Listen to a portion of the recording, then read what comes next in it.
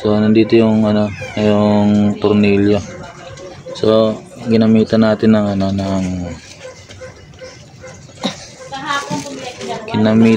ng kutsilyo para hindi ma-loose thread. Hindi mabulaslas yung bolt. Ayan, so magkabilaan yan. Ayan, kabila.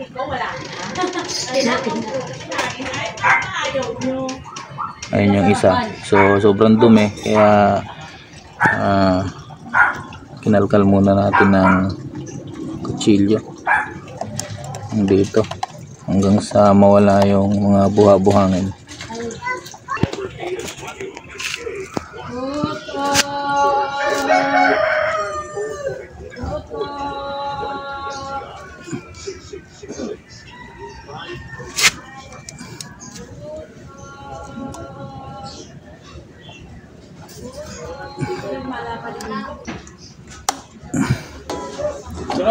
So buti na lang nakisama yung bolt, hindi na bulaslas.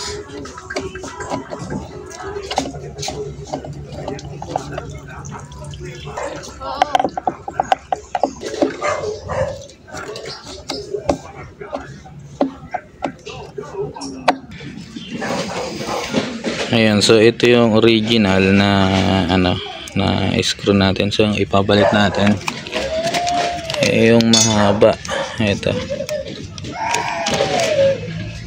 at may washer. So ito, hindi ito stainless, so, kakalawangin din to. Kung may stainless kayo, pwede yung palitan ng stainless or allen. Mas magandang yun tanggalin kaysa dito.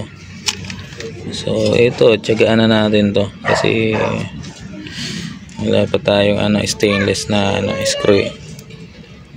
Ayan. So may kasama siyang washer. Ayan.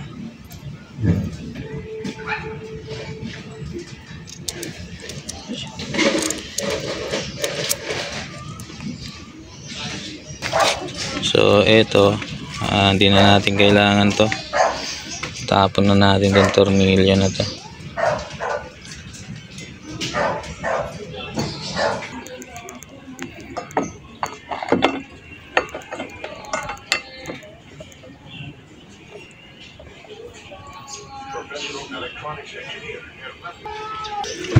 Medyo mahaba-haba rin yung yung gap niya dun sa paglalagyan ng tornilyo. Yan, so medyo mahirap lang kasi may hawak akong cellphone tsaka isang kamay lang yung aking mahirap talaga ilusot. Picture natin na pantay. Ayan, yung gap dito tsaka yung gap din dito sa kabila. Ayan, may gap kasi yan ito tsaka dito sa kabila na to. Ayan, so okay na at pwede na nating higpitan yan.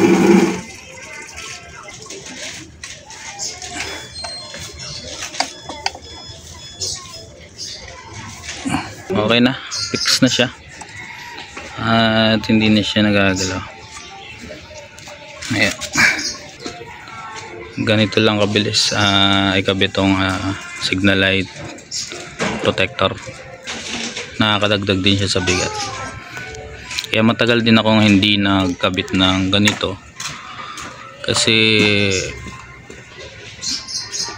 nakakadagdag siya sa bigat. So ang dito ko din siya pinarking sa skinita, skinita namin. So lagi siyang nadadaanan, kaya baka masagi siya ng mga bata o kung sino man dumadaan. So kinailangan kong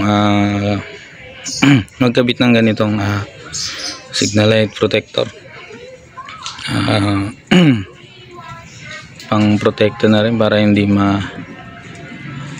putol tong ating signal light.